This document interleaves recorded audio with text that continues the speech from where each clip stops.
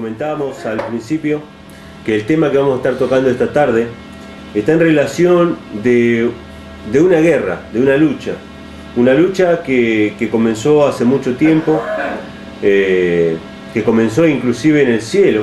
La Escritura nos dice que hubo una gran batalla, una gran lucha en el cielo. Vamos a leer ese pasaje. Y esta lucha tiene como centro, tiene como causa la adoración.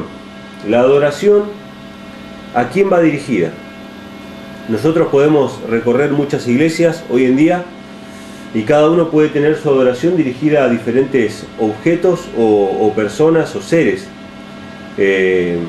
Nosotros podemos recorrer iglesias cristianas y pueden adorar a personas que han fallecido, que han tenido una vida ejemplar o de santidad, y se los conoce como santos, ¿sí?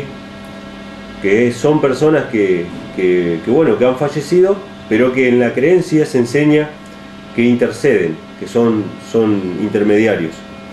La Escritura, hemos hablado creo que en alguna oportunidad en este programa, la Escritura dice que hay un solo medio para llegar a Yahweh, al Creador, que no hay más intermediario que uno, que es Yahshua su Hijo. Eso está en 1 Timoteo capítulo 2 versículo 5, si alguno lo quiere anotar. Es la única forma de llegar al verdadero Dios, es a través de su Hijo Yahshua, Jesucristo. Y hay otros lugares donde podemos ir a iglesias cristianas y preguntar a quién se adora, y pueden decir, adoramos a tres personas, al Padre, al Hijo y al Espíritu Santo. Pero volvemos a repetir, la Escritura dice, para nosotros hay un solo Dios y un solo Señor, Jesucristo. Eso está en 1 Corintios capítulo 8 versículo 6 en adelante, si alguno quiere anotarlo. 1 Corintios 8 del 6 en adelante. Pero más allá del objeto al cual está dirigida nuestra adoración, que es muy importante tener claro a quién adoramos, no importa, no podemos decir adoramos al mismo Dios cuando estamos creyendo que es uno y otra persona está creyendo que son tres o que son dos o que son muchos. No es lo mismo. La Escritura dice que hay un solo camino que nos lleva al Padre, que es Yahshua su Hijo. O sea que si no vamos por ese camino, entonces estamos en un error. De hecho, la doctrina de la Trinidad enseña que el Espíritu Santo es incluso un intermediario entre Cristo y nosotros. Y ya eso es una blasfemia porque es solamente Yahshua el camino. No hay un camino previo al camino. O sea, el camino es Yahshua, la finalidad es Yahweh, su Padre, el Eterno, el Creador. Y en esa misma afirmación que estás mencionando de que tenemos un camino, debiéramos ver a quién adoraba ese camino. Exacto. Para nosotros saber a quién tenemos que adorar. Exacto. Y cuando uno ve la vida del Mesías, la vida de Yahshua, uno ve que él adoraba al Padre y que de hecho él profetizó que llegaría el tiempo donde los que adorarían al Padre lo adorarían en espíritu y en verdad. Exacto. Está en Juan capítulo 4, si alguno lo quiere anotar, lo que mencionó Julio recién. Y un pasaje también muy importante, encuentra en Juan capítulo 17, versículos del 1 al 3, que Yahshua mismo dice, esta es la vida eterna, que te conozcan a ti, el único Dios verdadero, y a Jesucristo, a quien tú has enviado. Entonces ahí deja bien claro que Yahshua reconocía al Padre como el único Dios verdadero, y él se reconocía a sí mismo como el camino, ¿sí? Y a Jesucristo, a quien tú has enviado. Pero hoy vamos a tocar otro aspecto de la adoración, que no tiene que ver con la finalidad, o sea, tiene que ver todo en realidad, pero no voy a tocar eso, cuál es la finalidad de nuestra adoración, que siempre lo hemos repetido, que es el Padre y el Hijo, o el Padre a través del Hijo. No, ese es lo que nosotros creemos, pero voy a tocar ahora la forma de la adoración. No hay la primera adoración que puede tener un creyente después de haber sido salvado, después de haber sido convertido, es la obediencia. Es decir, yo puedo cantar 20.000 alabanzas y profesar de la boca para afuera un montón de cosas, pero si yo en mi vida no soy obediente a sus mandamientos, entonces no hay adoración, no es adoración, sino que es formalismo. Son vanas palabrerías las que se dicen en alguna iglesia o en alguna congregación, de que adoramos o alabamos a Yahweh, o que adoramos su nombre, alabamos su nombre, si esa congregación no está en obediencia a sus mandamientos. Exacto. O sea, y dentro de sus mandamientos, no solamente los 10 mandamientos que ya los conocemos o lo hemos leído alguna vez, si alguno quiere leerlos, están en Éxodo capítulo 20 y en Deuteronomio capítulo 5 se encuentran los 10 mandamientos que fueron dados por Yahweh Elohim, escritos por su propio dedo, fueron dados a Moisés, y ha de ser la regla por la cual va a ser juzgada toda la humanidad. Toda la humanidad en el día final va a ser puesta a juicio con la regla de los 10 mandamientos. Esto lo dice Santiago o Jacobo. En el capítulo 2 dice que hemos de ser juzgados por la perfecta ley de la libertad. Y en otro pasaje, que me gustaría leerlo ahora, que se encuentra en Apocalipsis capítulo 14, que podemos iniciar con estos textos. Apocalipsis capítulo 14. Hermanos, el libro de Apocalipsis revela constantemente la lucha de Satanás contra la verdadera adoración, que es guardar sus mandamientos, guardar los mandamientos del Padre. Si vamos en Apocalipsis capítulo 14, versículo 6 y 7, si alguien lo quiere leer, Apocalipsis 14, versículo 6 y 7. Bueno, Julito va a atender el teléfono, así que lo leo yo. Dice: vi volar por en medio del cielo a otro ángel que tenía el evangelio eterno para predicarlo a los moradores de la tierra, a toda nación, tribu, lengua y pueblo. Hermanos, la Escritura nos dice en primera instancia que el evangelio, la buena noticia, el plan de salvación es eterno. El evangelio no cambia de una generación a otra. El evangelio no es uno antes de Cristo y después de Cristo es otro. No, el evangelio es eterno. Y dice que tenía el evangelio eterno para predicarlo a los moradores de la tierra, a toda nación, tribu, lengua y pueblo. No a los judíos o a los gentiles, no, a todas las naciones. Porque todo el mundo ha de ser juzgado por la ley de Yahweh. Entonces dice, diciendo a gran voz: temed a Elohim y dadle gloria, porque la hora de su juicio ha llegado. Y adorad a aquel que hizo el cielo y la tierra, el mar y la fuente de las aguas. Fíjense, acá hay dos palabras claves. Primero es: temed a Dios y dadle gloria, porque la hora de su juicio ha llegado. Y después dice: adorad a aquel que hizo el cielo y la tierra, el mar y la fuente de las aguas. Fíjense que están conectadas el temor de Yahweh, el juicio que va a hacer sobre todas las naciones, sobre todos los pueblos, y la adoración. Si nosotros somos conscientes de que hay un juicio, entonces nosotros vamos a adorar a Yahweh de la manera en que Él nos pide que le adoremos. Un pasaje hermano de este se encuentra en Eclesiastés. Eclesiastés capítulo 12. Vamos a ir a un libro escrito por el rey Salomón, uno de los hombres más sabios que hubo sobre la tierra. Y Yahweh le dio sabiduría y nos va a hablar un poco acerca de lo mismo que leímos recién en Apocalipsis capítulo 14. Eclesiastés capítulo 12, y vamos a leer el versículo 13 y el 14. Eclesiastés se llama o se traduce como el predicador, ¿sí?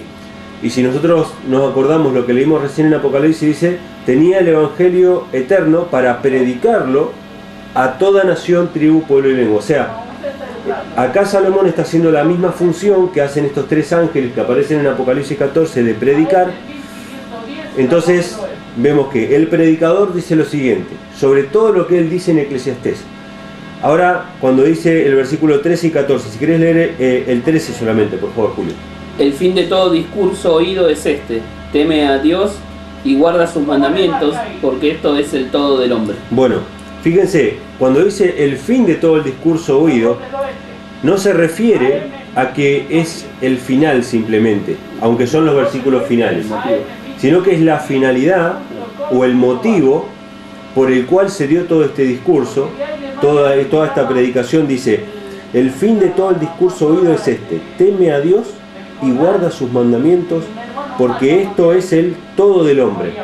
Y el versículo 14 dice: porque Elohim, porque Dios, traerá toda obra a juicio juntamente con toda cosa encubierta, sea buena o sea mala. Ahora vamos a hacer un pequeño reemplazo, vamos a a comparar las palabras, y vamos a ver que en Apocalipsis 14 dice: temer a Dios y darle gloria, y después dice: porque la hora de su juicio ha llegado, o sea, temor de Yahweh, después dice juicio, y después dice: y adorad a aquel que hizo el cielo y la tierra. Entonces tenemos temor, juicio, adoración. Y en Eclesiastés dice: teme a Dios, temor, y guarda sus mandamientos, dice, porque Dios traerá toda obra a juicio. Entonces ya tenemos temor y juicio que coinciden, pero adoración y guardar los mandamientos pareciera a simple vista que no coinciden, pero justamente es la misma cosa.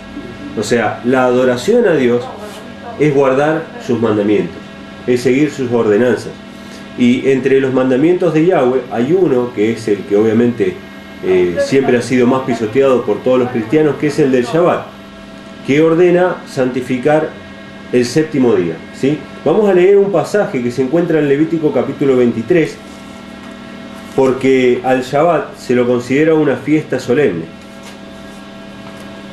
Vamos a Levítico capítulo 23, vamos a leer del versículo 1 en adelante. Levítico capítulo 23, versículos 1 en adelante, vamos a leer del 1 al 3. Dice así: habló Yahweh a Moisés diciendo: habla a los hijos de Israel y diles: las fiestas solemnes de Yahweh, las cuales proclamaréis con santas convocaciones, serán estas. 6 días se trabajará, mas el séptimo día será reposo. Santa convocación, ningún trabajo haréis. Día de reposo es de Yahweh en donde quiera que habitéis. Muy bien, este mandamiento o esta fiesta solemne que aparece en Levítico 23 es justamente el cuarto mandamiento de los 10 que fueron dados en el monte Sinaí. Se repiten en los 10 mandamientos que se encuentran en Éxodo capítulo 20. Y en el versículo 4 vamos a empieza a enumerar otro tipo de fiestas solemnes que también deben ser recordadas, que también forman parte de la verdadera adoración, y que es lo que Satanás ha venido combatiendo desde que empezó su rebelión. La idea del diablo es borrar todos los recordativos que Yahweh ha puesto acerca de su poder, de su creación, de lo que Él ha hecho con su pueblo. Cada una de las fiestas solemnes recuerda algo. Por ejemplo, si hablamos del Shabbat, nos recuerda la creación. Nos recuerda que en 6 días Elohim creó los cielos y la tierra, y el séptimo día reposó. Y a la vez señala a futuro el reposo que vamos a tener cuando todo acabe y ya no haya más pecado. Exactamente. La tierra misma ha de descansar en el séptimo milenio.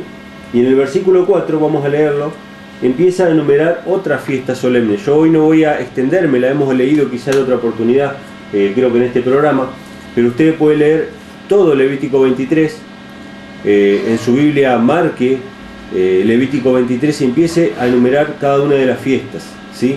Aparecen las 7 fiestas solemnes que a lo largo del año son recordativos, son señales para que nosotros no olvidemos el Evangelio eterno. O sea, el Evangelio fue graficado con símbolos, y esos símbolos servían al pueblo de Israel para que recordaran y anunciaran al mundo que en este conflicto entre Yahshua y Satanás estaba en juego la adoración. Satanás dice que él es digno de adoración, ¿sí? Y no reconoce la autoridad que Yahweh le dio a su hijo, no reconoce la adoración que Yahweh permitió que los ángeles hicieran a su hijo, como dice en Hebreos capítulo 1, que Yahweh dice: adoren a Yahshua todos los ángeles de Dios. Entonces Satanás empezó una guerra contra las fiestas, contra las solemnidades, contra la verdadera adoración. Y vamos a leer el versículo 4 de Levítico 23. Dice: sí, estas son las fiestas solemnes de Yahweh, las convocaciones santas a las cuales convocaréis en sus tiempos. Muy bien, ahora empieza a enumerar las fiestas solemnes, las convocaciones santas que tienen que ser llamadas en sus tiempos. Hay una palabra, la palabra tiempos, que en hebreo se escribe moed, ¿sí?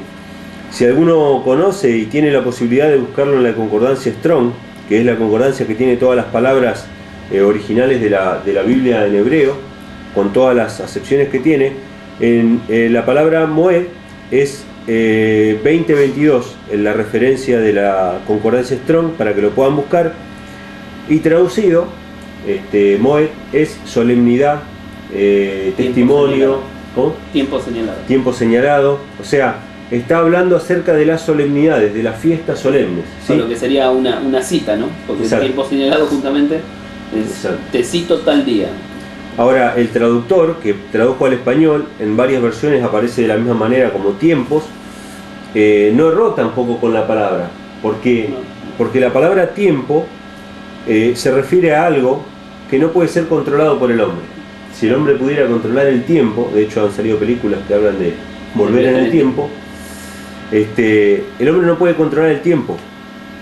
El hombre puede decir que el Shabbat, o que el Shabbat no hay que guardarlo, pero cada semana sale el sol, cada semana se muestra la luna, las estrellas, el tiempo marcado por los astros es incontrolable para el hombre. El hombre, por más que diga que el Shabbat no es el día de reposo, cada 6 días, cada 7 días va a haber un tiempo apartado de Yahweh en donde Él recibe la adoración como Él lo pidió, ¿sí?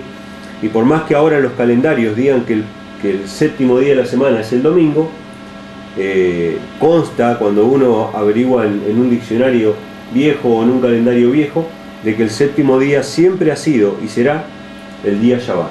De hecho, en la misma fiesta romana, o sea, la católica del domingo, cuando se hace el domingo de resurrección, se dice el primer día de la semana. Claro. Dice siempre el predicador, o sea, cualquiera que ha escuchado una misa del domingo de resurrección, dicen, cuando empieza la predicación, siempre dicen en la oración que repiten, y el primer día de la semana se levantó de la tumba. O sea, es así. La misma liturgia le señala que es el primero y no el séptimo. Claro. Entonces, fíjense, hermanos, el propósito de este tema es que entendamos que el conflicto está basado en el tema de la adoración. O adoramos como Yahweh pide, o seguimos a Satanás en su rebelión, yendo en contra o tratando de conquistar el monte del testimonio. Ahora vamos a ver a qué me refiero con esto. Tratando de conquistar el monte de las fiestas solemnes. Este pasaje antecede a todas las fiestas, Pesaj, que es la Pascua, la fiesta de las primicias, la fiesta de Pentecostés, la fiesta de las trompetas, que estamos cercanos a la fiesta de las trompetas próximamente para septiembre. Vamos a tener entre septiembre y octubre la fiesta de las trompetas. También allí vamos a tener la fiesta de Yom Kippur o el día de expiación y la fiesta de las cabañas. Todas estas fiestas que yo mencioné recién están enumeradas en Levítico 23. Yo les recomiendo que pueda leerlo detenidamente y que lea las referencias a pie de página, que le van a ser muy útiles para poder ver en qué otras partes de la Biblia aparecen estas fiestas y cómo se celebran. Es un mandamiento que hasta el día de hoy nosotros celebremos las fiestas solemnes recordando y anunciando el Evangelio eterno, ¿sí? Ahora, otro lugar donde aparece la palabra Moed, o solemnidad, o tiempo señalado, pero no traducido como tiempo, se encuentra en Génesis, capítulo 1. Génesis capítulo 1, versículo 14 en adelante, hablando acerca de la historia de la creación, de los 6 días en que Yahweh creó los cielos y la tierra, reposó el séptimo día. En el versículo 14 llegamos al 4.º día de la creación. ¿Querés leerlo del 14 al 19? Dice así: dijo Elohim, haya lumbreras en la expansión de los cielos para separar el día de la noche y sirvan de señales para las estaciones, para días y años, y sean por lumbreras en la expansión de los cielos para alumbrar sobre la tierra, y fue así. E hizo Elohim las 2 grandes lumbreras, la lumbrera mayor para que señorease en el día y la lumbrera menor para que señorease en la noche. Hizo también las estrellas y las puso Elohim en la expansión de los cielos para alumbrar sobre la tierra, y para señorear en el día y en la noche, y para separar la luz de las tinieblas. Y vio Elohim que era bueno, y fue la tarde y la mañana del día 4. Fíjense hasta qué punto el tiempo es algo que el hombre no puede controlar, que el tiempo ya existía y ya era medido y ya era contado antes de que existieran las lumbreras. Si ustedes razonan el texto bíblico, van a ver que en el primer día de la creación, en el segundo, en el tercero, siempre está la expresión que leímos recién, y fue la tarde y la mañana. El primer día fue la tarde y la mañana, el segundo día, la tarde y la mañana, el tercer día, y en el 4.º día son creados el sol, la luna y las estrellas. O sea que los días, el contar los días, no depende del sol, la luna y las estrellas, sino que Yahweh puso estas lumbreras para que nosotros sepamos, para que las veamos. Exacto, para que sepamos distinguir cuándo empieza y termina un día, ¿sí? Que de hecho sabe que es justamente estamos hablando de las fiestas solemnes un poco el conflicto, pero hablando de lo que es señales, si ustedes ven la forma en que Yahweh se comunica con el hombre es a través de señales también, y justamente señales visibles, nunca es algo así borroso. O sea, uno puede fácilmente contar el séptimo día y sabe que es el séptimo día, cuenta 1, 2, 3 y llega. Sí. Y lo mismo sucede con las fiestas solemnes. Si uno siguiera el conteo de los meses tal como Yahweh hubiese querido que fuera para toda la humanidad, o como hoy lo cuentan los hebreos, uno tranquilamente puede ver la luna nueva y decir comenzó un nuevo mes. Claro. Uno ve la luna llena y dice estamos a mitad de mes. Y se hace bien sencillo y no tiene que andar con cálculos y cosas matemáticas como el hombre la ha complicado. Exacto, esto es lo que mencionaba Julio, ¿no? Que nos hace pensar. Ustedes traten de salir a la noche y ver, ¿no?, al cielo y ver la luna.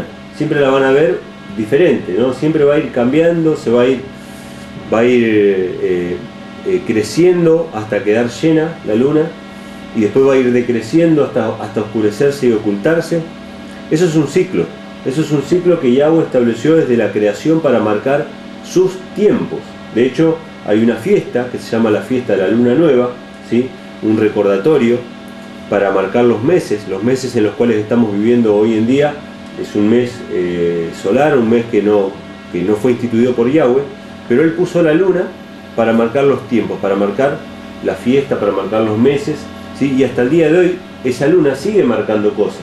Entonces es ilógico pensar que para el pueblo de Elohim hoy en día no tenga importancia celebrar la luna nueva, porque si fuera así, que Yahweh no le daba importancia, ya no veríamos la luna marcando los tiempos. O sea, si sigue saliendo la luna es porque los meses se siguen contando, si sigue saliendo el sol es porque también necesitamos saber cuál es el séptimo día de la semana, y de tarde a mañana nosotros contamos los días. De hecho el Shabbat comienza el viernes a la puesta del sol, comienza el día del Shabbat, el día sagrado. Pero yo quería destacar un punto sobre este pasaje, que es en el versículo 14, que dice: sirvan de señales para las estaciones, para días y para años. La palabra que aparece como estaciones, si yo aquí sí hay como por decirlo, un error o una mala traducción al español. ¿Por qué? Porque cuando yo pienso en mi mente española, pienso la palabra estaciones, lo único que yo me imagino es primavera, verano, otoño e invierno. Yo me imagino eso. Pero cuando vamos al hebreo, la palabra hebrea que aparece como estaciones es la palabra moed, la misma palabra que aparece en Levítico 23, la palabra moed, que significa tiempos señalados, solemnidades, fiestas solemnes. Le repito para el que lo quiere buscar en la concordancia Strong, es la palabra 2022 del hebreo, ¿sí? La palabra moed, que aquí se traduce como estaciones. O sea que Yahweh puso las lumbreras para poder marcar las fiestas solemnes, los momentos en que el pueblo de Elohim debía ir a adorar al gran rey, ¿sí? ¿Sí querías comentar algo? No. Otro pasaje que quiero compartirles, que habla sobre esto, ya que mencionamos la luna. Vamos a leerlo en Isaías capítulo 66. Isaías capítulo 66, versículo 22 y 23. En Isaías 65 y Isaías 66 se nos empieza a hablar acerca de la tierra nueva, ¿sí? Cielo nuevo y tierra nueva, en los cuales mora la justicia, como dice el apóstol Pedro. También en el libro de Apocalipsis nos habla del cielo nuevo y la tierra nueva, cuando el pecado sea extirpado del universo, cuando Él restablezca su reino como era originalmente, cuando Él vuelva a traer el Edén aquí a la tierra, el árbol de la vida, cuando la Santa Jerusalén sea puesta de vuelta sobre la tierra purificada. En esos cielos nuevos y tierra nueva vamos a seguir observando, si es que lo hacemos hoy en día. Si no lo hacemos hoy en día, tenemos que empezar a hacerlo. Vamos a seguir observando las señales de la verdadera adoración, que son los moed, los tiempos, ¿sí? Que son el testimonio que Yahweh ha dado, que se encuentra en el versículo 22 y 23 de Isaías 66, si querés leerlo. Dice así: porque como los cielos nuevos y la nueva tierra que yo hago permanecen delante de mí, dice Yahweh, así permanecerá vuestra descendencia y vuestro nombre, y de mes en mes y de día de reposo en día de reposo vendrán todos a adorar delante de mí, dice Yahweh. Hermanos, cuando todas las cosas sean hechas nuevas, nosotros vamos a ir de mes en mes, que la palabra en realidad, o la traducción en realidad es día de reposo, luna nueva, y vamos a ir en cada luna nueva, de cada mes en cada mes. Hay otras traducciones que dice de novilunio en novilunio, vamos a ir a adorar, y de cada Shabbat en Shabbat adorar delante de Yahweh en la Santa Jerusalén, que en el libro de Apocalipsis también nos habla de que va a descender del cielo la Santa Jerusalén, ataviada como una esposa para su esposo.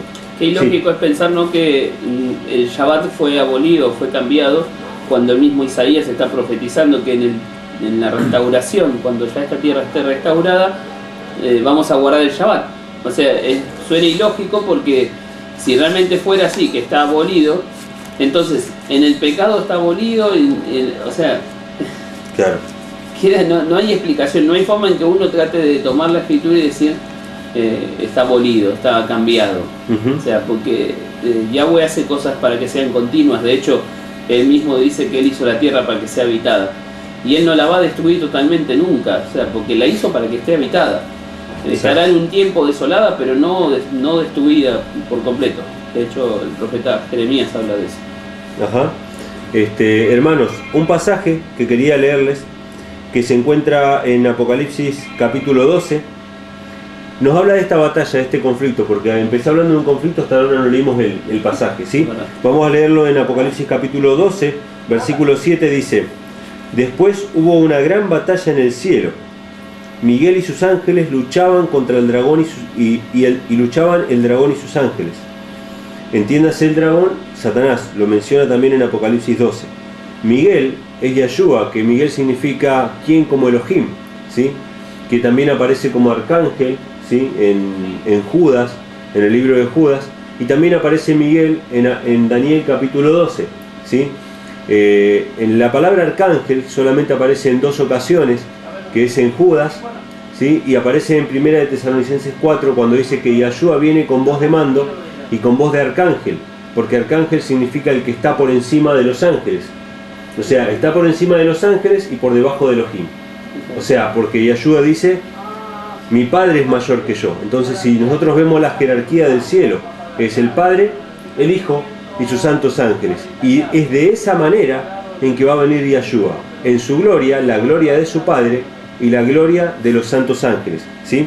Entonces vemos que dice: Miguel y sus ángeles luchaban contra el dragón, y luchaban el dragón y sus ángeles, pero no prevalecieron, ni se halló ya lugar para ellos en el cielo, y fue lanzado fuera el gran dragón, la serpiente antigua, que se llama Diablo y Satanás, el cual engaña al mundo entero, fue arrojado a la tierra, y sus ángeles fueron arrojados con él. En el versículo 10 dice, escuchen esto, entonces oí una gran voz en el cielo que decía: ahora ha venido la salvación, el poder y el reino de nuestro Elohim, y la autoridad de su Mesías, de su Cristo. Fíjense que no habla de un tercero. Ha venido, dice, el reino de nuestro Dios y la autoridad de su Cristo. Es el reino de Dios, ¿sí? Buscad primeramente el reino de Dios y su justicia. Porque ha sido lanzado fuera el acusador de nuestros hermanos, el que los acusaba delante de nuestro Dios de día y de noche. Después de la pausa, después de la canción, ahora en un ratito escuchamos una canción más. Después de la pausa vamos a ver cómo fue que cayó Lucifer del cielo, ¿sí? Y cuáles son los planes de Lucifer. Los planes de Lucifer es conquistar todas las fiestas solemnes, destruirlas, que recuerden al verdadero Creador. Y en el versículo 17, porque este conflicto entre Yahshua y sus ángeles y Satanás y sus ángeles fue trasladado a la tierra, se menciona en el versículo 17: entonces el dragón se llenó de ira contra la mujer. La mujer es la iglesia, representada en Apocalipsis 12 como una mujer, vestida de sol con la luna debajo de sus pies y en su cabeza 2 estrellas. ¿Dónde vemos el sol, la luna y las estrellas? En Génesis, capítulo 1, versículo 14, que fueron creadas para que marquen la verdadera adoración que tiene que ver con el sábado, la luna nueva y las fiestas solemnes. Entonces la mujer que es fiel y que guarda todas estas fiestas solemnes, sufre un ataque de parte de Satanás que quiere destruir todos los recordativos de la verdadera adoración. Y fíjense lo que dice: fue a hacer guerra contra el resto de la descendencia de ella, los que guardan los mandamientos de Elohim y tienen el testimonio de Yahshua el Mesías. ¿Qué hacen los descendientes de la mujer? ¿Qué hace el remanente, el resto? En el tiempo final, ahora en los últimos días, la gran batalla de Armagedón, la última gran batalla. Satanás va a tratar de destruir al pueblo que guarde los mandamientos de Elohim y tenga el testimonio de Yahshua. Vamos con el tema. Quería leer un pasaje que es, digamos, el pasaje central. Yo hablé acerca de la gran batalla, del gran conflicto, y el pasaje central de esto se encuentra en el capítulo 16 de Apocalipsis. Recién leímos el capítulo 12, muy interesante leerlo completo, el capítulo 12, pero en el capítulo 16, versículo 13 al versículo 16, perdón. Apocalipsis 16, del 13 al 16. Si querés leerlo, Julio. Dice así: y vi salir de la boca del dragón y de la boca de la bestia y de la boca del falso profeta 3 espíritus inmundos a manera de ranas, pues son espíritus de demonios que hacen señales y van a los reyes de la tierra en todo el mundo, para reunirlos a la batalla de aquel gran día de Elohim Todopoderoso. He aquí, yo vengo como ladrón, bienaventurado el que vela y guarda sus ropas, para que no ande desnudo y vean su vergüenza. Y los reunió en el lugar que en hebreo se llama Armagedón. Muy bien, hermanos, este pasaje, que muchas veces es interpretado de diversas maneras con respecto a una guerra mundial o a una guerra nuclear, que no quiere decir que políticamente hoy en día estemos a vísperas de una tercera guerra mundial. Si más o menos alguno estudia el tema del conflicto entre Israel y Palestina, Estados Unidos, e Irán, ustedes saben y están enterados de que la situación está tensa, y más con los esfuerzos que hacen los hombres, los sionistas, por construir el tercer templo de Jerusalén, templo que va a ser utilizado por el anti-Mesías para representar o falsificar su venida, porque antes de que Yahshua venga con poder y gloria, como dice la Escritura, para llevar a su pueblo, va a venir un anti-Mesías. Y ahí es donde van a decir algunos: vengan, están en el desierto, salid, están los aposentos. Y Yahshua dice: no le creáis, porque como el relámpago que sale del oriente y se muestra hasta el occidente, así será la venida del Hijo del Hombre. Y en el versículo 14 dice que estos espíritus inmundos, a manera de ranas, no por casualidad, porque las ranas son un animal inmundo, salen a hacer señales a los reyes de la tierra para reunirlos para la batalla, ¿sí? Y en el versículo 15 dice: he aquí yo vengo como ladrón, bienaventurado el que vela y guarda sus ropas para que no ande en vergüenza. Después, el que quiera puede leer en Génesis capítulo 3, la caída del hombre, la caída en pecado, la primera desobediencia. Estamos hablando de la adoración, y la adoración es obediencia. Y la primera desobediencia del hombre hizo que se abrieran sus ojos, y el hombre, cuando se abrió sus ojos y vio que estaba desnudo, dice que cosió hojas de higuera y se tejieron delantales. Esa era la justicia que no sirve, la justificación por obras, el tratar de justificar su pecado. Así que Yahweh Elohim, antes de sacarlos del huerto de Edén, tuvo que vestirlo con pieles de cordero, que es la justicia de Yahshua, la justicia del Mesías. Cuando aceptamos a Yahshua el Mesías como nuestro Redentor, como nuestro Salvador, entonces nuestra desnudez es cubierta y estamos aptos para vivir una vida de obediencia. Somos renovados para andar ahora sí en sus caminos y en sus mandamientos. Y aquí dice: bienaventurado el que vela y guarda sus ropas para que no ande desnudo. Si somos obedientes, hermanos, si nosotros pedimos la justicia de Yahshua y sabemos que Él va delante de nosotros, podemos tener una vida de perfecta obediencia y estar vestidos delante de Elohim y no desnudos, ¿sí? Y en el versículo 16 está el texto clave, dice: lo reunió en el lugar que en hebreo se llama Armagedón. El origen de esta palabra, Ar, en hebreo, es monte, ¿sí?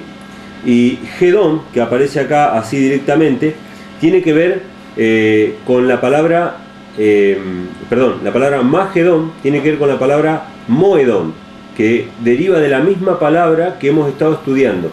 El monte de las solemnidades, el monte Moed, Ar Moed, el monte del testimonio, que Satanás quiere conquistar y destruir para borrar todo vestigio de la verdadera adoración. Esto lo podemos ver en un pasaje que se encuentra en Isaías capítulo 14, que nos habla acerca de la caída de Lucifer. No vamos a leerlo completo, pero vamos a leer algunos textos que nos hablan acerca del rey de Babilonia. Antes de ir a Isaías, me olvidaba de un pasaje. Cuando termina de hablar de Armagedón, en el versículo 19 dice: y la gran ciudad fue dividida en 3 partes, y las ciudades de las naciones cayeron, y la gran Babilonia vino en memoria delante de Elohim, para darle el cáliz del vino del ardor de su ira. No es casualidad que aquí se menciona Babilonia, porque Babilonia siempre ha sido el símbolo de la falsa religión, el símbolo de Satanás, que ha luchado por destruir la verdadera religión, la verdadera adoración, que está en relación con las fiestas solemnes.